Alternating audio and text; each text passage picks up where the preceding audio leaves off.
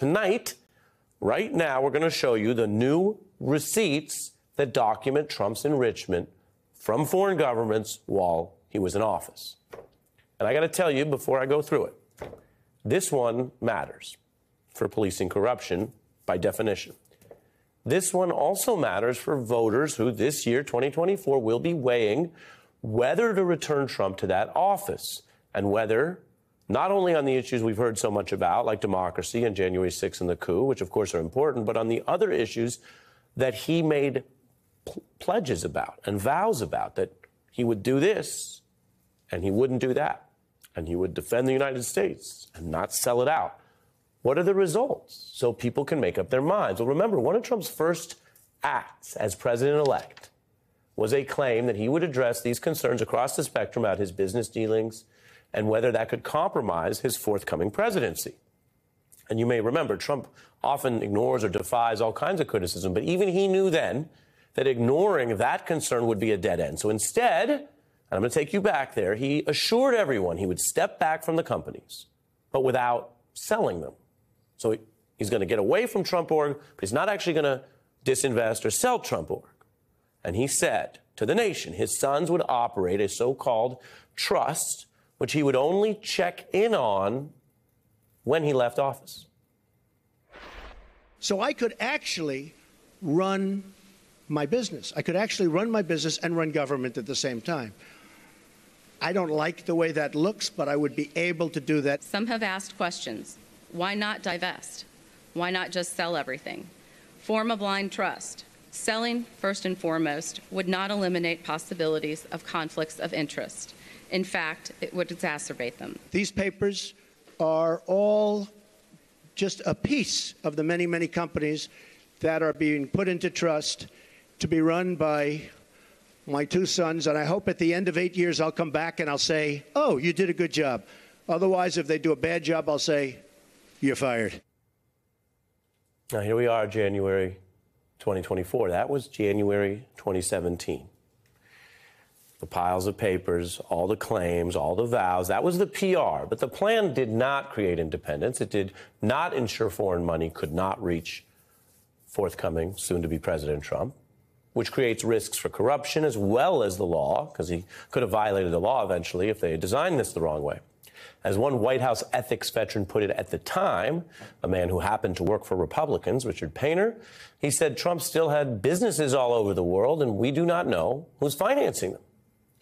Now, the plan did not receive a ton of benefit of the doubt from people who followed this closely back then, considering how even after Trump started running, he mingled his business and government plans, and he did it blatantly, brazenly.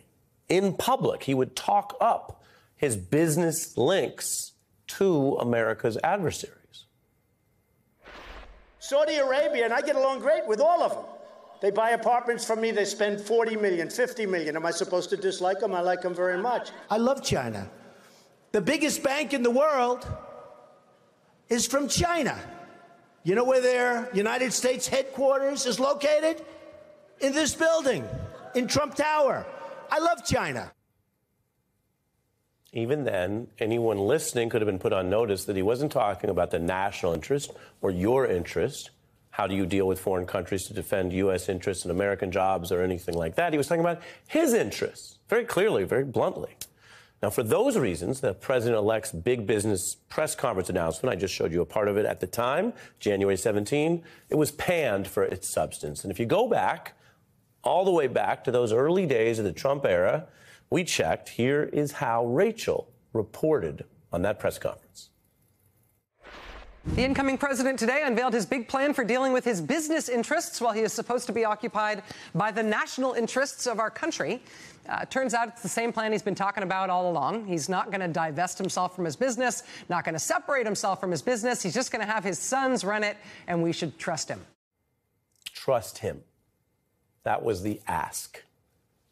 Turned out it was asking a lot. As one businessman turned billionaire explained, trust is a word you seldom hear from us. Hustlers, we don't sleep. We rest one eye up. That's Sean Carter's take. You keep an eye on people. You don't trust them automatically. And while Trump may have tried to delay and exhaust many people on this issue, I'm doing the news, and I can tell you there might be people at home going, Ari, are we still talking about that? And why are we going back to 17? And why are we checking his old vows? Well, he didn't exhaust everyone. As for keeping one eye up, there are some dogged congressional investigators who stayed on this case, finally winning enough of those court clashes I mentioned and getting enough documents and receipts to issue this report right here, which is making news tonight. Brand new White House for sale. It is a factual document for our corrupt era. And it has the evidence showing that all told, Trump took over $7 million from foreign states, including what they call some of the world's most unsavory regimes. China spent over $5 million, Saudi Arabia, Qatar. We're talking about these adversaries routing these funds to the sitting commander-in-chief. And some of the very obvious places they spent, you wouldn't even need to have an espionage department or a CIA in your country. They just went and plowed money into Trump properties in New York, Washington, and Vegas. House investigators say this is dangerous. They say it's bad policy, and it may be illegal. Indeed, the legal bar against foreign payments is even stronger than law. It's actually a permanent restriction in our Constitution that bars the president from accepting presents or payments from foreign states unless Congress approves it as an official thing. This report mentions that history and how the founders, all the way back then, wanted to permanently ban these payments because they knew the corruption of money could sway even someone as powerful as the president. That was a long time ago. Some things have changed. That risk of foreign money has not. In fact, in just the past few years, there is a ton of evidence of foreign governments trying to sway Republicans in our government, like Donald Trump, and Democrats in our government, like the longtime top foreign policy chair for the Democrats, Senator Menendez. Many governments know how to do it and how to route it. And now we are facing some of these consequences. So you look back to that pre-presidential press conference, and you look at some of the questions that were being asked. You think about how Trump and his lawyers and team, tried to grind down these questions, minimize them, delay them. But some of the questions from the press corps at the time, the points raised by Rachel and Mr. Painter and others, have all turned out to be prescient. It was at that time that Trump was still on the related issue of transparency and potential corruption, fighting releasing his tax returns. I'm not releasing tax returns because, as you know, they're under audit. But every president since the 70s has had a required audit from the IRS. The last 6 have released them. But as president, sir, you know, the only one that cares about my tax returns are the reporters. Okay? You don't think the American public is concerned about that? No, I don't think so. I won. Do you believe that? I became president. No, I don't think they care at all. I don't think they care at all. His hometown crowd there sort of cheered a little bit, but fact check false. You know who else cared about the tax returns? Other people who won, other elected representatives of the public. And you know who else who cared? Independent judges who don't look at this and are trained not to look at this on a partisan basis, but found in a range of cases that went all the way to the Supreme Court, which has majority Republican appointees, that he did have to, in some instances, release tax returns and other documents. This was a flouting of tradition and history. Sure, those are kind of vague words, but it turned out to be a flouting of the law. Not that he broke the law by withholding the taxes, but that ultimately he had to cough it up, just as he ultimately had to sit for depositions, just as his aides ultimately, some of them had to confess for crimes done in his name. They want to delay and exhaust you. They want you, a news viewer or a citizen, to agree with them, the MAGA sympathizers, and say, old news, move on, boring.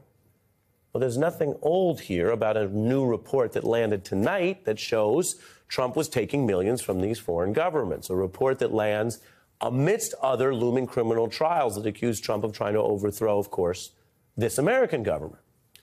And this is just what we know. Any investigator, certainly any journalist, always asks the question, what don't we know? What else is in there? What don't we know today if this took years to get that we might learn tomorrow? And that might also relate to other corruption and other people willing to go so far for this man. As for those sons in charge that he said he would only check in after he was done with government, they have said that any profits from foreign payments would be donated back to the U.S. Treasury. This new report says some appear to have been transferred, but it's not clear how much.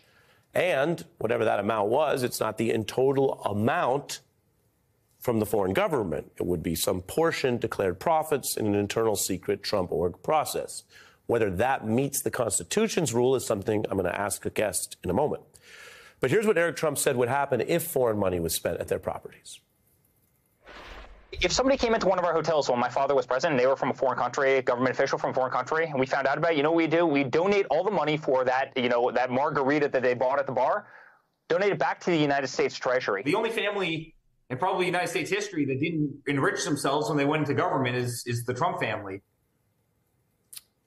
False. As for the margarita expense, well, this was millions and millions of dollars of margaritas, and you'll notice the sliding from we donate the money, that's a sweeping claim, to they'll donate the profits or part of the profits. Some of this is very simple. We have a widening wealth gap. We have a billionaire class. We have a political and civic culture that sometimes celebrates these billionaires extensively. That may have helped Donald Trump, that aura of money. And then we have to go test through the system by the rules whether these billionaires are telling the truth and whether they're looking out for your interests. And in the case of Donald Trump, whether those vows he made in that January 2017 check out today. And the big question hanging over all of this, and it's one I can tell you sometimes MSNBC viewers and people ask me when I walk around, they go, if this is illegal, how do they get away with it? So is this illegal? Is this against the Constitution?